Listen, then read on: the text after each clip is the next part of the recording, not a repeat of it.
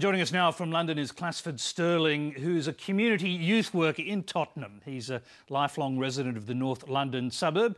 He's been a developer of youth activities in the area for decades. In 2007, he received an MBE for his community work. Clasford Stirling, thanks for being there. Hi there. Now, Tottenham was the ground zero, in effect, for these riots. Do you understand what it is that made them spread like a virus from your neighbourhood to right across the country? Well, I think, in Tottenham, and I think the same as everywhere else, there has been this tension with young people and the police, especially around the stop and search law, where, especially in our area, units, rogue units, have come into our area and abuse young people under this stop and search law and degraded them and disrespected them, and they've gone out and no one seems to be able to control these units, and they leave our area, and the local police in our area have to pick up the pieces, and this tension has been going on for a very long time. So to see the youths acting in that way was not a surprise to myself and some of the workers that work with young people. And in the last 8 months, a year to 8 months, there's been this added pressure of services being cut, families, people in families losing their jobs, and just the whole pressure of society. And I think it's all come to a head now, because the unemployment, especially in Tottenham, is absolutely horrendous for young people, and if you're a young person who have, for whatever reason, got yourself in trouble, you're not going to get a job. And our population especially is increasing so much in Tottenham. There is a massive economic strain on it. And I think you saw a lot of that in the footages that have been shown, that people are willing to risk going to jail to loot a shop and groceries and get themselves in trouble. No one's not saying it's the right way, but the youth culture sometimes, they tell me we're not being heard. We need a platform where we can be heard, and I think they've seized this opportunity to echo their frustrations in a wrong way. Clasford, can I just put to you what David Cameron said today? He said there are pockets of our society that are not just broken, but frankly sick. Do you think he's got that right? Sorry, there's pockets. He said there are pockets of society which are not just broken, but frankly sick. Do you think he's got that right? Well, I'm not going to turn around and say that everybody was genuine. There are some people of our society and community that are going to hell-bent on robbing and stealing and use the opportunity of... but, it's not just now. This has happened all the time in different demonstrations. You know what I mean?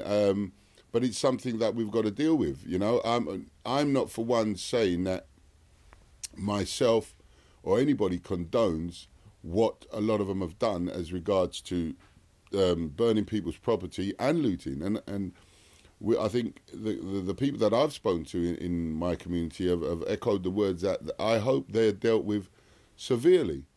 But I also, being a youth developer, I've got to look at the feelings of the young people. And as I've said to a lot of people, when you look at the footage, look at their faces and look at the things that they're doing. Why would a young person go up nose to nose with the police with a risk of going into jail and this, that and the other, to show them that, listen, we're angry, we're upset. And this has not just been in Tottenham. This has rippled around the country. Yeah, can I just interrupt you there? Why do you think, at least in Tottenham you can see what the spark was. Yeah. The shooting of this young man who was a suspect, a gang suspect, as they say, and the police did find a a gun in the vehicle that he was in. So there was a sort of Yes. spark, at least, for what happened in Tottenham. But why the rest of the country? Why from town to town, from neighbourhood to neighbourhood? Well, this is my point. Why indeed the rest of the country? And again, I said, if you look at the footages that's been shown from around the countries, look at the youth and the police. It started off with them, but it never actually started with looting. It seems to be the young people and the police and this cat and mouse game, and then it's transferred now to looting and robbing. And I can't give an account for every young people, because there are some people there that obviously are hell bent on looting and burning property. But this is the young people's cry out, you know. And at the end of the day, are we listening? That there are some problems that we need to address. You know, we're not listening to them, and it's if people are worried about the police, it sounds like it's going to get a lot tougher now. The Prime Minister says all options are being put on the table as this spreads from city to city, including the use of rubber bullets, of water cannons. They're saying the police can use whatever tactics, no matter how tough they feel are necessary. Right. Well. One thing is, I know the police have got a very tough job. So, you know, I think there are some officers that make that job even tougher. I wouldn't go against saying that, yes, we have to get tough. I think, yeah, we do have to get tough for them. I don't agree with now that people like myself and other people have got to pay for all this damage. I think come down heavy on those looters that are caught, and even if it takes their whole life to pay back some of the money, that's what the government should be looking at. Yes, come down tough. That is another thing that the law, the system, has taken away over a great number of years. When a young person does something in our community, it's not dealt with severely. So they think now, oh, we can get away with it all the time. So what do you think is going on when you see young kids, and as we heard, young kids 9, 10, 11 years old wearing balaclavas, some of them robbing a young man while pretending to help him? Then going on to steal shoes and try them on in front of cameras, and then going and burning buildings. There is a lot of the footage which you sit down and feel ashamed of. You know what I mean?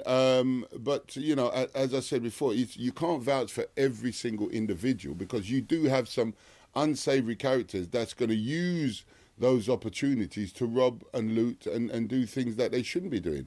And I, you know, hope that the law does come down heavily on them. But you look at the fact that these people who are doing it, what about their families? You know, why are these young people being the way that they are? What about the families that's supposed to be showing them that's not the way? Well, that's exactly what David Cameron is saying. He's saying this mindless selfishness, he calls it, are from people who believe, these are his words, who believe the world owes them something. And there's a complete lack of responsibility, which I suspect he thinks spreads up to their parents. Well, I'm glad he said that they think the world owes them something. Well, I'm telling you, David Cameron, that the world does owe them something. These are young people.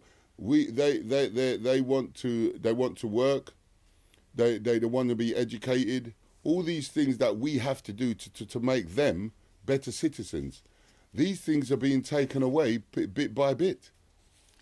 Can I just ask you this? With his own words, yes, we do owe them something. You know what I mean? We demanded it when we were young. So what the young people now are making their demands in their way, and it may be wrong. But I think what they should do is sit down and really look at the footages and see what's happening, see the frustration that has made it come to this point now. It's very unusual that something like this has rippled through the nationally, through England, nationally, so quickly. And it's the young people confronting the police. I've just got to, we're nearly out of time, Clasford. I'm sorry to interrupt you there. We're nearly out of time for the interview. I've got to ask you this. Is there a racial element to this, or will there be? We've just seen the English Defence league acting as vigilantes out on the streets in some neighbourhoods. And I'm just wondering, is this going to turn into, if it's not already, a racial conflict? Well, it better not, because it wasn't a racial war, was it? It was people of all nations on the street. So why people like them and other people are trying to make it a black issue? You know what I mean? It's not just a black issue at all. It's a youth issue around the country.